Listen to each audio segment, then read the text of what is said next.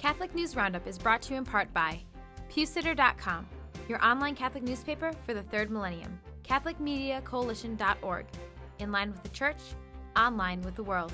And TheAmericanCatholic.com, politics and culture from a Catholic perspective.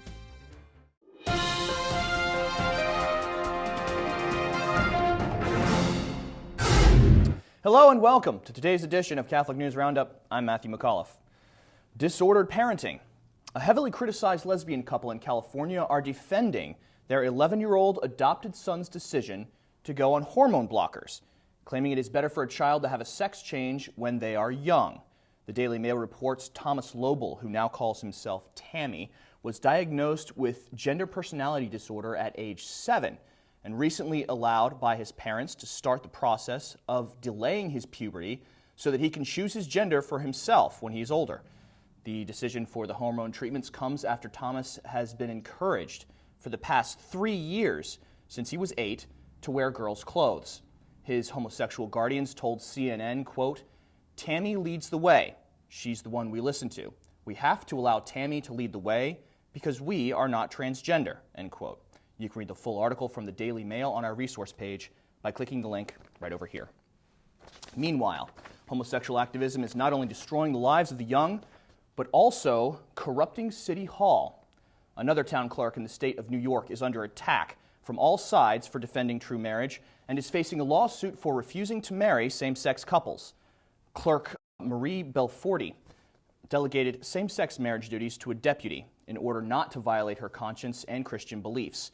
The Alliance Defense Fund, a legal group that defends the freedom of speech, is taking her case, squaring off against the American Way Foundation, who is representing the lesbian couple. In addition to the lawsuit, one of Belforti's opponents in the upcoming election for her position is taking advantage of the situation, saying she should be moved out of office for her actions.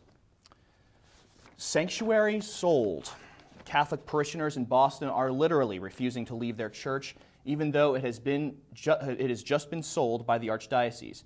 And while they grasp at straws to keep it open, they are running out of options.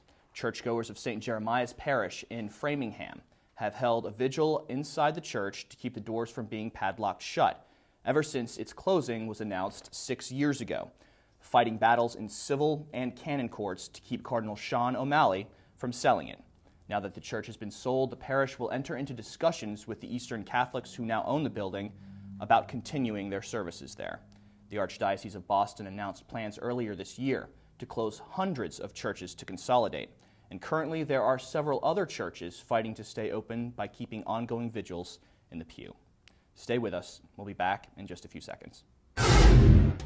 Catholic News Roundup is brought to you in part by NewOxfordReview.org, the voice of Catholic Orthodoxy, in print and on the web, and RenewAmerica.com, expanding the influence of America's grassroots in the cause of freedom.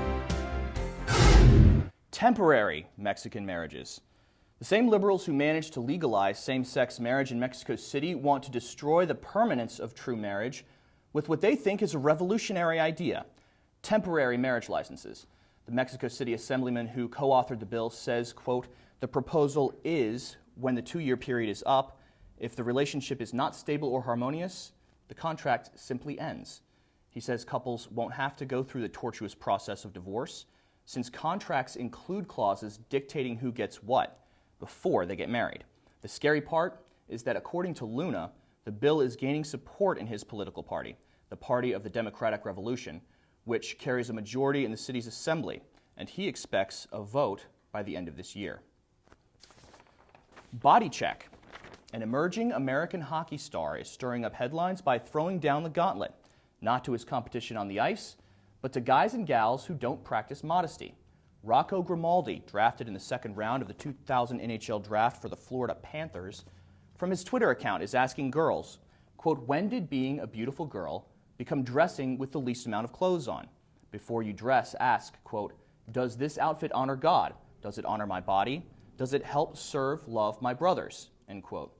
He tweets to guys, "When did sleeping with every girl you can make you a man? Anyone can lay with a woman. Sex is a gift from God. We have made it idolatry by the way we use it. We are the ones who need to man up and lay down our lust." End quote. while Grimaldi is reportedly a born-again Christian rumored to have slipped in ranks during the NHL draft because he is so outspoken about his moral values. His thoughts on modesty are right on the money. You can read the full story, which includes his full tweets about modesty, on our resource page by clicking the link right outside the screen. I'm Matthew McAuliffe. Thanks for tuning in. Be sure and tune in tomorrow for your daily dose of Catholic News Roundup right here on RealCatholicTV.com. And be sure to check out The Vortex today, where Michael talks about Obama and his agenda of evil. Thanks for tuning in. Be sure to tell all your friends about us. And as always, God bless.